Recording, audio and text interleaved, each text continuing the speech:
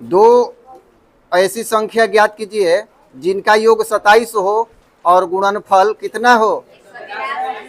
हाँ,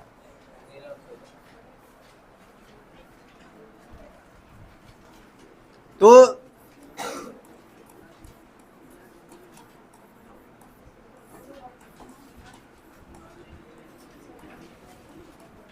पहली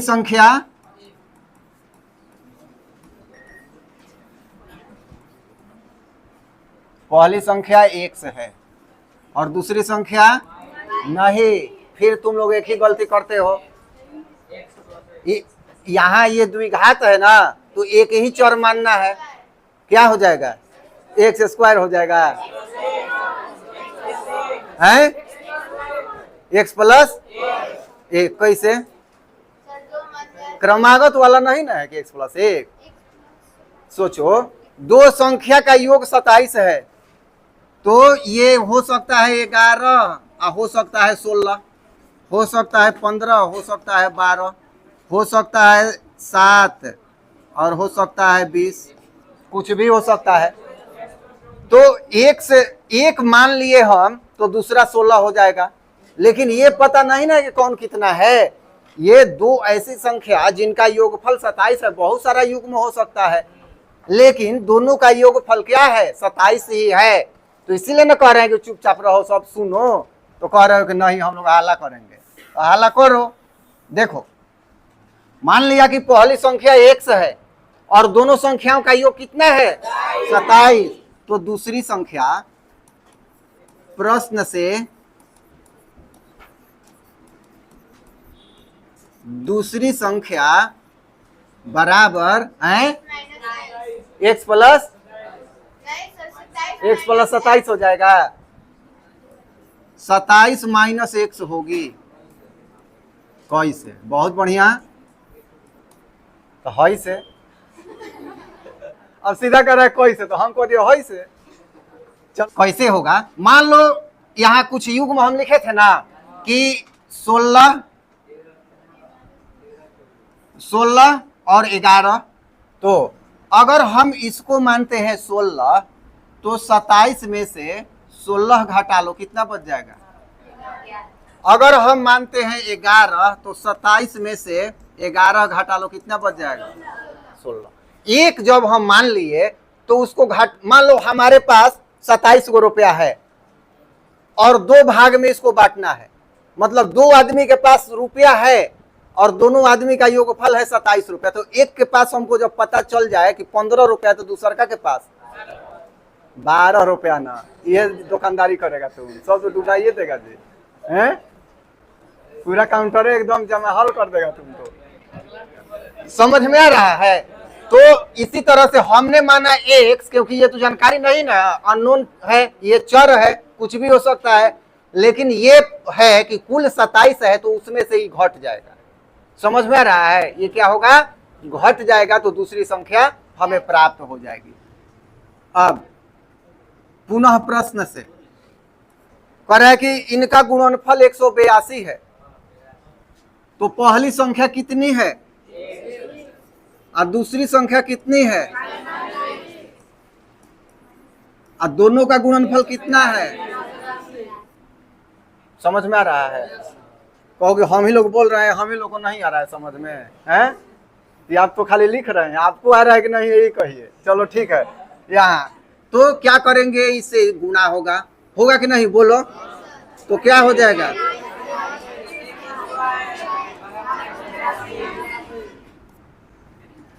अब इसको सजा लेते हैं, इसको कर देते हैं इधर, -x² प्लस 27x माइनस 100 बराबर 0। अगर हम चाहते हैं कि इसको हम प्लस में देखना चाहें, अपने मन का बात है, तो एक और कर देते हैं, सबका चिन्ह उल्टा कर देंगे, तो x² माइनस 27x,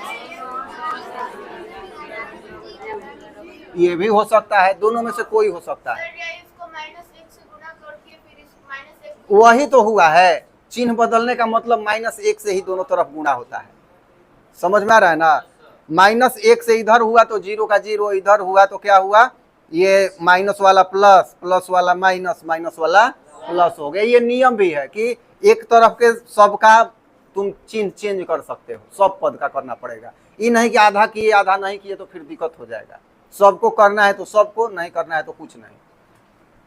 चलो ठीक है, ये आ गया ये। अब इसको गुणनखंड विधि से हम लोग हल करते हैं। तो कौन कौन कर पाएगा? एक्स स्क्वायर, हाँ एक्स स्क्वायर माइनस 14x है 13x 182।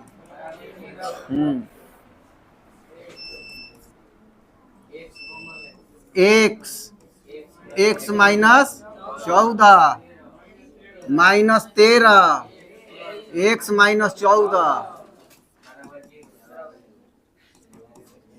X minus 14 x minus 13 बराबर 0। अच्छा, जब एक्स माइनस 14 बराबर 0 तो एक्स बराबर 14, जब एक्स माइनस 13 बराबर 0, एक्स बराबर 13, क्या हो गया? आंसर नहीं हुआ अभी तो। क्या किसका मान हम निकाले? तो पहली संख्या एक्स कितना? खाली 14 है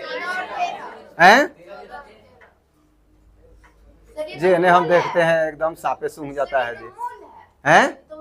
नहीं, यहाँ देखो, मान लिया कि पहली संख्या एक्स है, एक्स का मान कितना आ गया? तो पहली संख्या कितना हो गया? 14। डेराना नहीं है। एक्स का तो 2 गो मान आएगा नहीं, ये द्विघात है तो 2 गो आएगा ना एक्स का, जिसे मूल को है।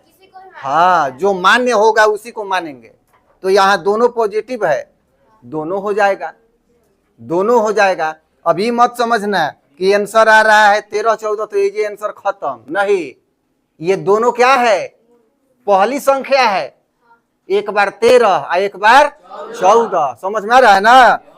हाँ, दूसरी संख्या पहली संख्या हो गया। तो पहली संख्या कितना हुआ? एक्स, एक्स बराबर 14। तो दूसरी संख्या बोलो। हाँ, बहुत बढ़िया। 27 माइनस 14 नो एक्स, वही 27 माइनस एक्स। चलो ठीक है, 27 माइनस तो हो जाएगा, तो कितना हो जाएगा? 13। जब पहली संख्या बराबर एक्स बराबर क्या लेंगे? 13। तो दूसरी संख्या